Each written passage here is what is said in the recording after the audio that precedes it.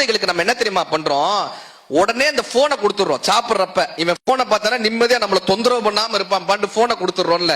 இன்னைக்கு சொல்லிட்டு போறேன் பாருங்க, டாக்டர் ஷாலினி மேம் சொல்றாங்க, நீங்க குழந்தைய சமாளிக்கிறதுக்காக கொஞ்சம் மதுவை ஊத்தி கொடுப்போமா, கொஞ்ச நேரம் மயக்கத்துல இருக்கட்டும், நம்மள கொடுக்க மாட்டோம்ல.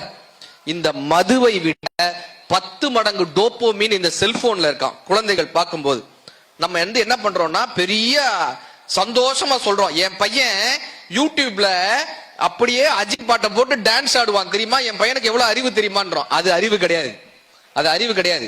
கத்தியை எடுத்து ஒருத்தரை கீறுறது அறிவு கிடையாது. இந்த கத்தியை பயன்படுத்தணுமா வேணாமான்னு யோசிக்கிறது தான் அறிவு. ஒரு தீப்பெட்டியை எடுத்து கொளுத்தி போடுறது அறிவு கிடையாது, அது பயன்படுத்த தெரியல. இத பண்ணலாமா வேணாமான்னு ஒருத்தனுக்கான பக்குவ நிலை இருக்குல்ல, அதுதான் அறிவு. ஸ்டீவ் ஜாப்ஸ் சொல்றாரு, திஸ் டிவைஸ், ஸ்டீவ் ஜாப்ஸ் யாரு, ஆப்பிள் நிறுவனத்தினுடைய ஓனர். ஸ்டீவ் ஜாப்ஸ் சொல்றாரு, this device will rule the entire world அப்படின்னாரு. ஒரு நாட்டுல இந்த போன்றது ஒரு காலகட்டத்துல இந்த உலகத்தை பூரா மாற்றி செய்யும்.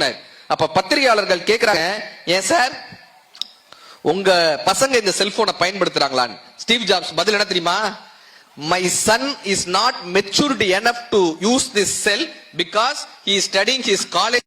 அவன் காலேஜ் தான் படிக்கிறான், அவனுக்கு இந்த செல்போனை பயன்படுத்துற அளவுக்கு மெச்சூரிட்டி கிடையாதுன்னு. நாம என்ன பண்றோம்,